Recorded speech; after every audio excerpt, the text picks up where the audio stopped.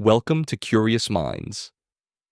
Today we're going to talk about Greenland, a place that may seem distant and empty, but is now at the center of one of the biggest global tensions. First, we'll watch a short video to understand what's really going on, and then we'll listen to a conversation between two experts who break it all down. I hope you enjoy it. So let's get into it.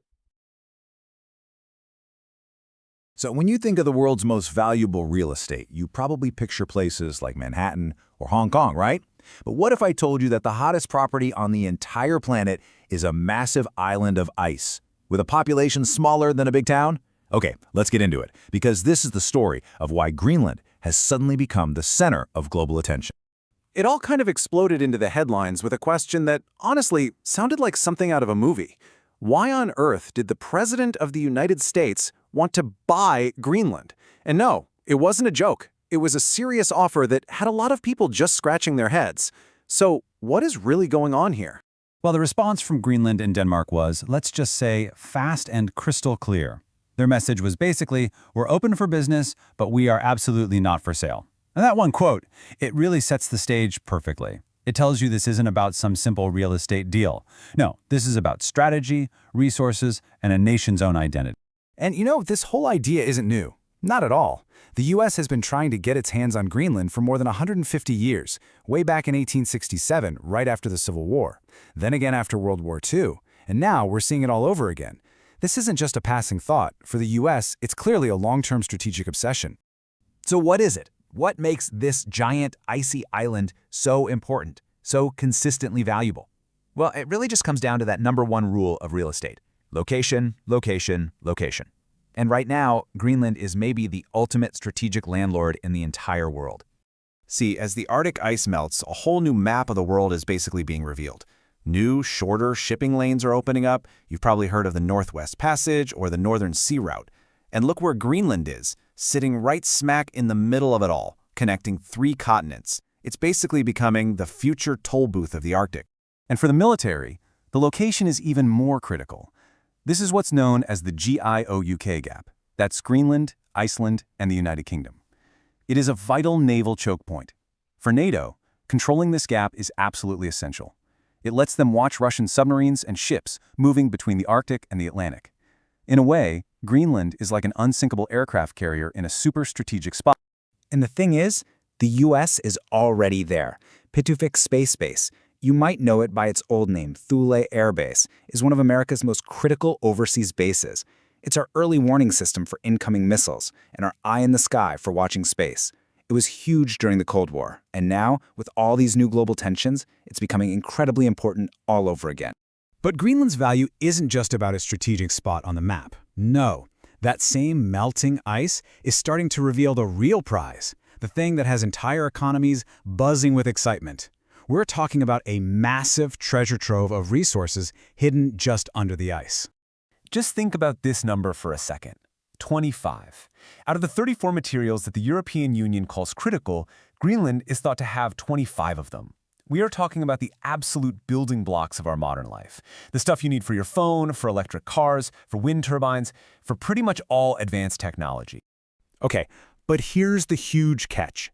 Getting this stuff out of the ground is unbelievably hard. I mean, first, a lot of it is still under miles of thick ice. The weather is some of the harshest on Earth. There are almost no roads or ports. You have a shortage of skilled workers, and the rules around mining are still kind of being figured out. And this, right here, perfectly shows you the massive gap between the hype and the reality. With all this talk about a treasure chest of minerals, guess how many mines are actually running in Greenland today? 2. Just 2. And neither of them is digging up those super valuable critical materials. The potential is enormous, but right now, it's pretty much all just potential. So you take that incredible, untapped potential and you add it to that super strategic location, and what do you get? You get a new great game. The Arctic has become a chessboard for global powers, all competing for influence, with Greenland sitting right in the center of it all. And it's pretty easy to see what everyone wants. For the US and the EU, this is about security. It's about protecting NATO's northern flank and, crucially, about getting their hands on those critical minerals so they're not dependent on other countries. For China and Russia, it's all about economic opportunity, new shipping lanes, new resources, and the chance to push back against Western influence on a new frontier. And this isn't just some abstract theory. This is happening on the ground, right now. Back in 2018, a Chinese state-owned company was all set to build 3 new airports in Greenland. Well, the U.S. stepped in and put a lot of pressure on Denmark to fund the projects instead. Washington sent a very clear message. We will not let China get a strategic foothold on this island. But you know, in the middle of this giant chess match between the US, China, Russia, and the EU, it's really easy to forget about the most important player on the board, Greenland itself. The people of Greenland, the Inuit, and others who live there, they're not just pawns in someone else's game. International law actually recognizes them as a distinct people with a right to self-determination. And believe me, they have their own, very clear ideas about what they want for their future. And this is their mantra. This simple phrase is repeated 12 times in their official foreign policy strategy. Nothing about us without us. It is such a powerful, direct message to the entire world. Basically saying, if you're going to make decisions about Greenland, Greenland is going to be at the table. But deciding on your own future is really tough, especially when you look at the economy. I mean, look at this. It's almost completely dependent on one single thing: fishing. Nearly 98% of everything they export is seafood. That kind of reliance on one industry makes you incredibly vulnerable. And that vulnerability is made even more complicated by this number: over 450 million euros. That is the chunk of money Greenland gets from Denmark every single year. It's a fifth of their entire GDP, and get this, it makes up half of their government's budget. It is the financial lifeline that complicates literally everything. And this brings us right to the heart of Greenland's dilemma. On one hand, you have the dream, full independence, a sovereign nation in the Arctic. But on the other hand, you have the reality. Cutting ties with Denmark means that money goes away, and that could cause a huge drop in the quality of life for everyone who lives there. And this is the really crucial part. Polls show that, yeah, about 2/3 of Greenlanders want independence eventually. But, and it's a huge but, it's on the condition that their standard of living doesn't suffer. So it's not a simple yes or no. It's yes, we want independence, but not at any cost. It is a very delicate balancing act. So that leaves us with the big question. Here's this nation, caught in this powerful current, being pulled by the strategic interests of superpowers on one side and anchored by its economic dependence on the other. Can this small nation of just 56,000 people really navigate all these powerful forces and truly forge its own path on its own terms? And now, after watching that video, we're going to dive a little deeper into the topic. What you're about to hear is a conversation between 2 experts, where they discuss what's really happening in Greenland and why it matters. Let's get into it. You know, usually when we talk about real estate on this show, it's housing bubbles, maybe zoning laws.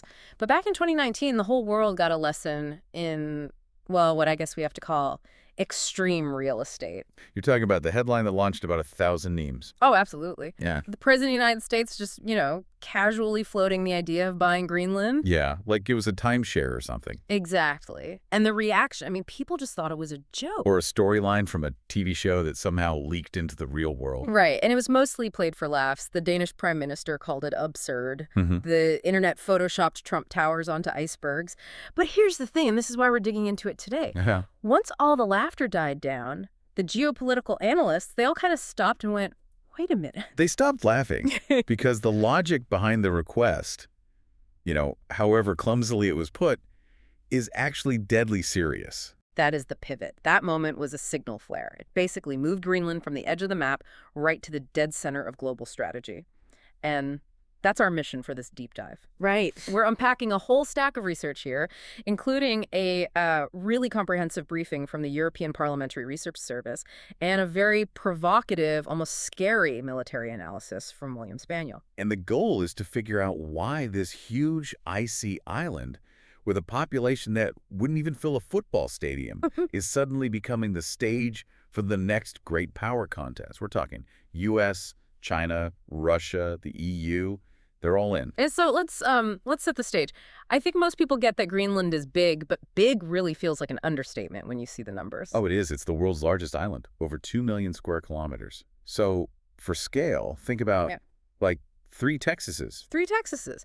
But, and this is the wild part, it has a population of about 56,000 people. Yeah. You've got this continent-sized landmass with a population of like a small town. And the reason for that has always been simple. The ice.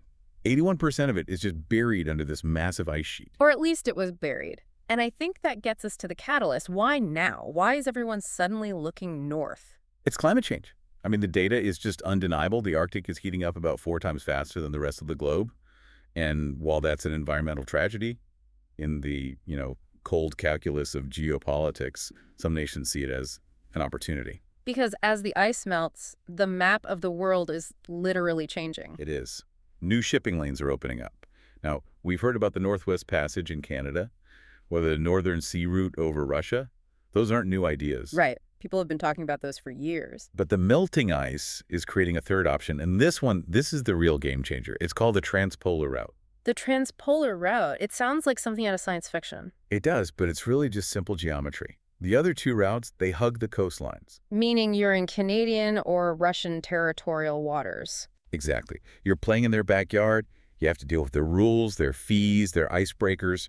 You need their permission. Okay. But the transpolar route, it cuts straight across the top of the world. Yeah. Right over the North Pole. And because that's all defined as high seas. It's international waters. It's international waters. No tolls, no asking for permission. It's a massive geopolitical shortcut between Europe and Asia. And suddenly Greenland isn't this remote outpost anymore. It becomes the gatekeeper, the Panama Canal of the North. That's a perfect way to put it. Okay, so that's location. But usually when superpowers get interested, it's also about resources. Is there anything under all that melting ice that's actually worth bidding for? This is the whole buried treasure angle. Yeah. And the answer is a resounding yes. Greenland is basically sitting on a geological lottery ticket. I was looking at the EU report, and it said 25 of 34 critical raw minerals. For anyone listening, what exactly makes a mineral critical? We're not just talking about gold, right? No, not at all.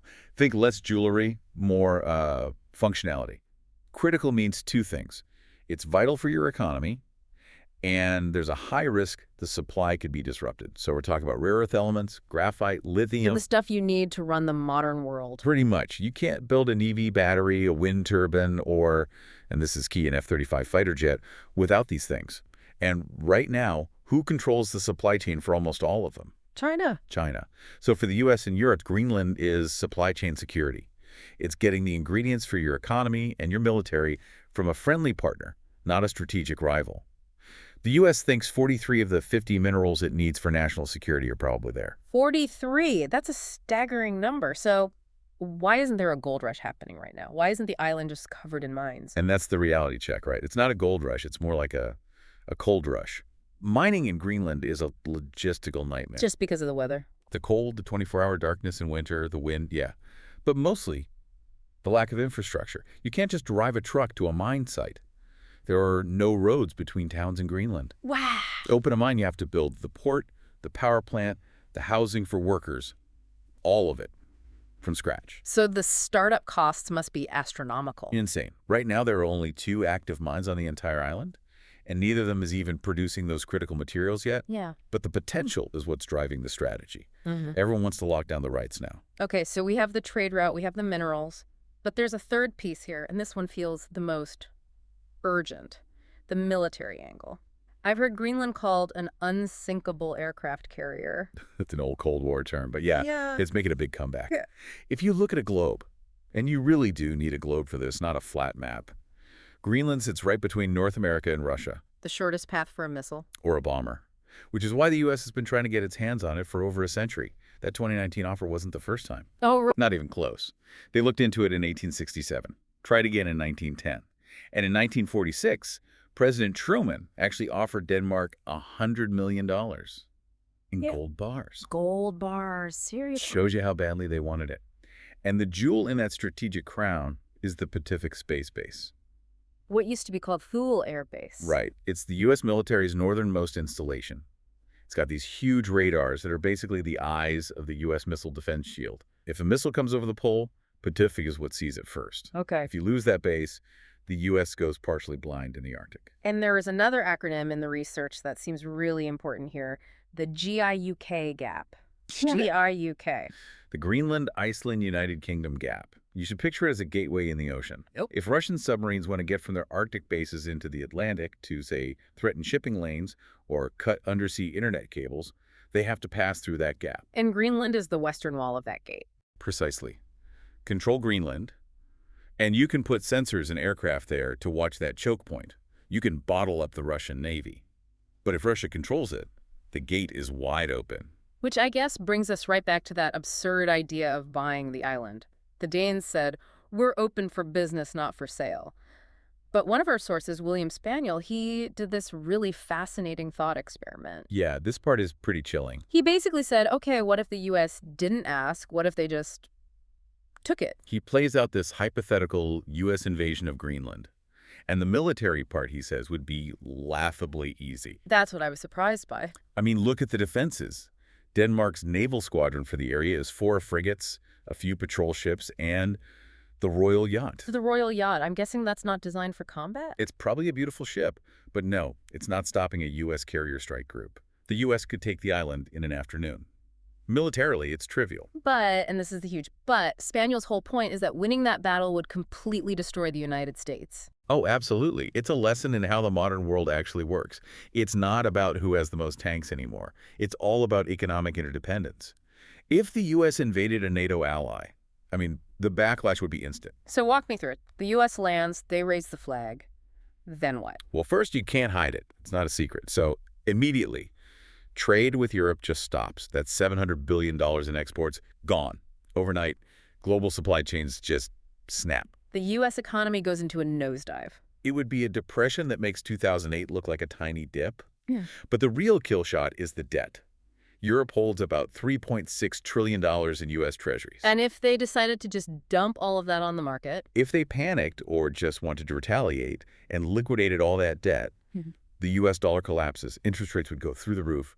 The U.S. government couldn't even borrow money to fund itself. So you conquer Greenland and commit economic suicide at the same time? Effectively, yes. Plus, you're a pariah state. NATO is dead. It's a strategic loss of epic proportions. Okay, so that's the good news. The U.S. isn't going to invade Greenland. It's a completely self-defeating idea. But Spaniel didn't stop there. He flips the script. This is what he calls Scenario B, the Russian nightmare. And this is the one that keeps strategists up at night because the math is totally different. So how does this one play out? Okay, so imagine it's 10 years from now. More ice is melted. Russia announces a big naval exercise in the Arctic. They build up a fleet, but they say it's just a drill. Which is something they've done before. All the time. And because their media is state-controlled, there are no leaks. There's no debate. They just sail over and take Greenland. But wait, Greenland is covered by NATO, Article 5. An attack on one is an attack on all. The West has to respond. In theory, yes. But Spaniel brings up this military concept, the fait accompli. It is much, much harder to kick an enemy out of territory they already hold than it is to defend it in the first place. You mean unsticking them is the hard part? Right, so now Russia's sitting in the ports. They have their air defenses set up. Is NATO really going to launch a full-scale amphibious invasion in the Arctic, risking World War III to take back a sparsely populated island? It's a massive game of chicken. And Russia might just bet that the West will blink. Especially when our main weapon economic sanctions has already been used. We don't have that much more economic leverage to apply. That is. Yeah, that's a chilling scenario. So the takeaway is that you can't rely on being able to get it back later. You have to make it impossible to take in the first place. It has to be proactive defense. Yeah. You need enough of a presence there now so nobody can just roll in. Which leads to the final and maybe the most complicated piece of the puzzle, the politics. Because Greenland isn't just an empty rock. There are people there with a say in all this. Nothing about us without us. That's the motto of the Greenlandic government. And they are walking a very, very fine line. So let's look at the players in this political tug-of-war. We have the EU trying to get involved now. Yeah, the EU is playing catch-up, but they're using a different playbook. They're not sending destroyers. They're sending diplomats. They just opened an office in Nuuk, the capital. A real physical presence. Exactly. And they're signing partnerships on raw materials. The EU is trying to be the good partner. They're focusing on education, green growth. They want to be seen as the friendly alternative to the superpowers. And then you have China. They call themselves a near-Arctic state, which, if you look at a map, is a bit of a stretch. It's a very creative use of geography, let's say, but they have been really aggressive commercially. A few years back, a Chinese company tried to buy an old abandoned naval base there. And I remember that did not go over well in Washington or Copenhagen. It was shut down immediately. Then China offered to build 3 major airports. Again, the U.S. stepped in and said, no, we'll help Denmark finance those instead. So it's this constant chess match. Move, counter-move. But what about Greenland itself? The people who actually live there, they have self-government, right? They do, on domestic issues. But Denmark still controls their foreign policy and their defense. And the polls show that about 2/3 of Greenlanders want full independence eventually. But there's a catch, isn't there? A big financial one. It's called the block grant. Denmark sends a check to Greenland every single year that makes up about 20% of their entire GDP. It's over €500 million. So if they declare independence tomorrow, that money's gone. The check bounces. Exactly. To be politically free, they need to be economically independent. And the only way to replace that Danish money is to open up the wines. So it's a catch-22. To get their freedom from Denmark, they might have to invite the U.S. or China in to dig up their backyard. And by doing that, they get pulled even deeper into this global competition they would probably much rather avoid. They are a peaceful society. They don't want to be militarized. But they happen to be sitting on some of the most valuable strategic real estate on the planet. Yeah, it's pretty hard to stay neutral when your home is a gold mine located at a strategic choke point. History would suggest it's just about impossible. So, if we bring this all together, we have a melting island opening up the first new global trade route in a century. It's sitting on all the minerals we need for the future, and it's a massive strategic asset in the defense of North America and Europe. It's the perfect storm.